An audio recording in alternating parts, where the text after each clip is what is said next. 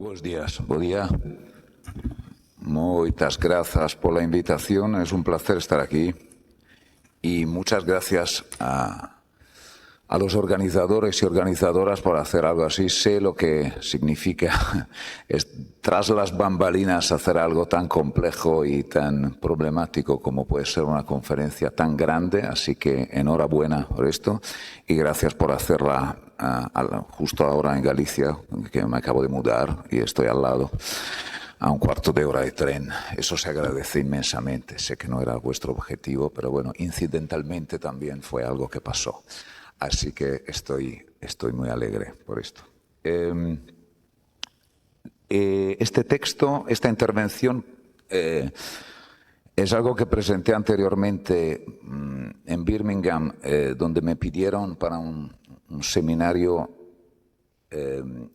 pensar los futuros tecnológicos y luego se publicará como ensayo y también como un pequeño capítulo en un libro que se llama Navigating Platform Power. Pero con el tiempo el argumento ha ido creciendo y hoy quiero llevarlo un poco más lejos, ¿vale? Está articulada la intervención en una serie de derivas, en el sentido de moverse por un territorio sin un plan completamente determinado, dejando que el propio problema vaya marcando el recorrido. Hay algunas escenas que nos sitúan rápidamente, ¿no? Un cohete despega en Texas mientras se presenta como un paso hacia una humanidad multiplanetaria. Y en esa misma semana, incendios e inundaciones vuelven a marcar los límites de lo habitable, incluso en mi propia tierra y en mi propia casa en Emilia-Romagna, en Italia. Al mismo tiempo, un empresario convierte su cuerpo en un experimento de optimización continua, mientras circulan vídeos generados con inteligencia artificial que transforman Gaza en un destino turístico de lujo. Y juntas estas escenas empiezan a encajar y a dibujar un mismo horizonte. Ese horizonte ya opera en el presente y se construye a través de inversiones, de infraestructuras, de imágenes y de decisiones políticas hasta volverse reconocible, casi familiar, ¿no? Muchos de esos procesos nacen en un espacio muy estrecho, una élite tecnocapitalista, pero sus efectos, como sabemos y también como en la introducción de este panel, se expanden y terminan organizando condiciones de vida mucho más amplias. Y la primera deriva entonces son imaginarios de salida y la supervivencia selectiva. Si ponemos juntos Marte, Blue Origin o las promesas de longevidad, aparece un cambio claro en la forma de pensar el futuro, donde el mundo dañado deja de ser el punto de partida para imaginar formas de reparación colectiva y pasa a ser una condición frente a la cual algunos actores buscan distanciarse, protegerse o ganar ventaja en términos de supervivencia. Es la idea de escape fantasies que proponía Rushkoff, ¿no? Que permite leer esta constelación sin forzarla, porque los bunkers, las colonias espaciales, la optimización biométrica participa de una misma lógica, en la que la supervivencia se reorganiza como capacidad privada, profundamente desigual y mediada por varias tecnologías. La ficción aquí empuja la lógica hasta el límite, ¿no? Me gusta siempre citar la ficción, sobre todo por cómo también contribuye a la construcción de la imaginación moral que tenemos, ¿no? El hoyo, la supervivencia se organiza como una jerarquía brutal en un sistema cerrado. Leave the world behind. Una familia privilegiada descubre lo frágil que es su refugio cuando el sistema exterior falla. En silo, una sociedad entera vive bajo tierra sin saber si el exterior es habitable. En Station 11, la supervivencia se sostiene cuando reaparecen memoria, arte y vínculos. Todos estos casos apuntan a que proteger el cuerpo no basta cuando desaparecen las relaciones que sostienen la vida humana. Segunda deriva, la privatización de lo social. Esta misma lógica reaparece en la promoción de los así llamados acompañantes de la IA. Cuando se presentan como respuesta a la soledad, el problema se desplaza y una condición que es producida socialmente, precariedad, aislamiento, debilitamiento de lo común, se redefine como un déficit individual que se puede tratar a través de la tecnología. Se produce una transformación importante porque una experiencia colectiva se transforma en un servicio. Se pierde el cuidado, se pierde la reciprocidad. Mi amiga Serena Mazzini en su último libro lo formula con precisión.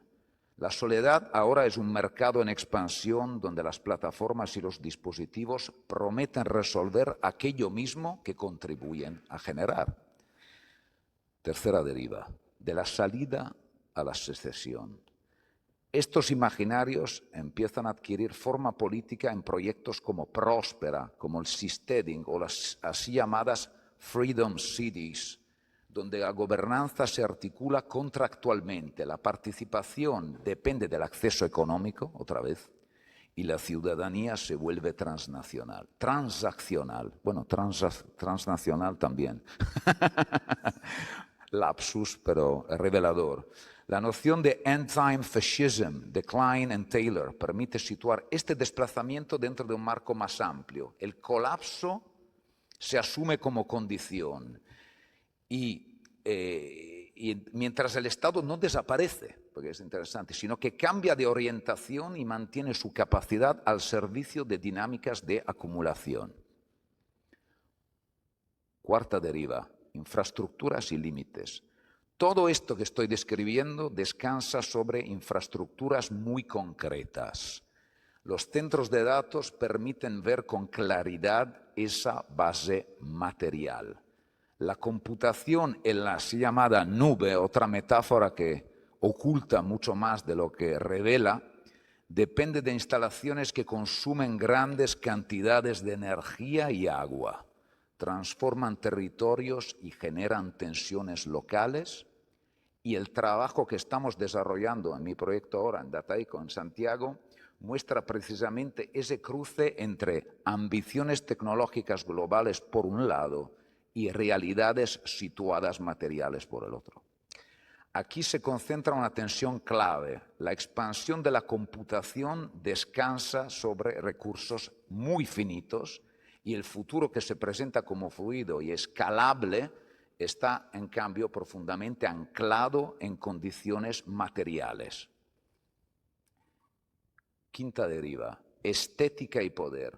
Las imágenes juegan un papel central en este proceso, porque las imágenes generadas con IA no funcionan solo como entretenimiento, sino como dispositivos que organizan la percepción política. Trump, convertido en figura mesiánica, decía que era un doctor, no era Jesús, un doctor raro, ¿no? Con una luz detrás. Vídeos como Trump Gaza forman parte de un cambio en la producción de legitimidad. Aquí es útil pensar con el concepto de Kunzman y de Stein, synthetic militarismo, el militarismo sintético, muestra cómo la guerra y el poder se reconfiguran visualmente, o con la idea, y hoy hablaremos de violencia también después administrativa, esta es violencia especulativa, como dice mi amiga Donatella de la Ratta, apunta a cómo estas imágenes no solo representan la violencia, sino que anticipan sus resultados, borrando las condiciones y haciendo plausible ciertos tipos de futuros. La estética no adorna el poder aquí, sino que participa directamente en la construcción de la violencia. En el contexto actual se entrelaza cada vez más con infraestructuras militares, sistemas de vigilancia y tecnologías de targeting que ya están operando en conflictos reales, donde la IA forma parte de la maquinaria que decide, optimiza y ejecuta formas de violencia a gran escala. Sexta deriva, la inevitabilidad. Todo esto circula dentro de una narrativa persistente de inevitabilidad, donde la expansión de la IA, automatización y gobernanza algorítmica se presentan como trayectorias naturales, que reducen el espacio de decisión y convierten elecciones políticas en aparentes necesidades técnicas. Desde Wiener hasta trabajos más recientes de Gebru y de Torres, el punto se mantiene. La tecnología se incorporan valores, intereses, estructuras de poder. Pensar el futuro implica entonces reabrir ese campo de decisión. Y la última deriva, las resistencias y la imaginación, y las imaginaciones, ya que hablamos de futuros, también hablemos en plural de aquello. En mi libro con Tiziano Bonini, Algoritmos de Resistencia, trabajamos contra una narrativa de poder monolítico, ¿no?, que lo atraviesa todo, sin fisuras, contra la idea de que el cambio solo puede pensarse como una ruptura excepcional, ¿no?, sistémica. Lo que aparece son formas de agencias de resistencia que se juegan en lo cotidiano, prácticas situadas, que se repiten, se ajustan, se reinventan, intervenciones que no son heroicas la mayor parte del tiempo, ¿no?, ni definitivas, pero que se sostienen a nivel diario como fricciones constantes dentro del sistema. Acciones incrementales, imperfectas, a veces precarias, efímeras, pero continuas, distribuidas, difíciles de anticipar, que no derriban la arquitectura de golpe, pero la tensan, la desvían y la reconfiguran desde dentro, ¿no? Cambios rituales, diría Stuart Hall, ¿no?, que a veces escalan a cambios estructurales, ¿no?, pero no siempre. Rusha Benjamin en Imagination, en Manifesto, nos recuerda que la imaginación delimita el campo de lo posible. Cuando un futuro se presenta como inevitable, lo que se reduce no es solo la acción, sino la capacidad misma de imaginar otra cosa. La recién lanzada AI Resist List permite ver esa apertura en práctica, ¿no? Reúne litigios, organizaciones colectivas, desarrollos de alternativas y rechazo del uso y muestra que la inteligencia artificial no funciona como un bloque cerrado, sino como un terreno atravesado por múltiples formas de disputa. Lo que emerge es una pluralidad de formas de intervención en el desarrollo de la IA, muchas de ellas orientadas hacia escalas más situadas, modelos menos extractivos, formas de control más distribuidas y también usos que no pasan necesariamente por lógicas de extracción, automatización agresiva o concentración de poder que domina hoy, evidentemente, el sector. ¿Cuánto tengo? Fantástico. Entonces, en estos momentos vuelvo siempre a ciencia ficción, o sea, de ahí voy y ahí vuelvo a los grandes y las grandes autoras de ciencia ficción. Ursula Le Guin, ¿no?, The Dispossessed, The Left Hand of Darkness, o sea, increíble visionaria, ¿no?, de este futuro, en algunos casos visiones muy oscuras. Pero Ursula Le Guin, en su discurso en los National Book Awards de 2014, situándose muy claramente, dijo que vivimos en el capitalismo, su poder parece inescapable, bueno, es mi traducción libre, perdonadme, también lo parecía el derecho divino de los reyes. Cualquier poder humano puede ser resistido y puede ser cambiado por seres humanos. La resistencia y el cambio suelen empezar en el arte, gran cierre, y muy a menudo en nuestro arte, el arte de las palabras. Todos los futuros que he descrito, ¿no?, en este ejercicio, ¿no?, en el cruce entre la antropología del futuro, la sociología, el estudio crítico de la IA y de los datos, son muy poderosos, son las visiones que se están imponiendo ahora, se están construyendo en este momento y precisamente por eso pueden y deben ser disputados, y lo son, y lo tienen que ser más. El punto es exactamente esto. Entonces, me gustaría cerrar con una cuestión. No se trata de pensar que la IA a nivel diario puede ayudarnos en llevar a cabo pequeñas acciones o prácticas de forma más rápida o más cómoda. Se trata de ver el diseño más grande.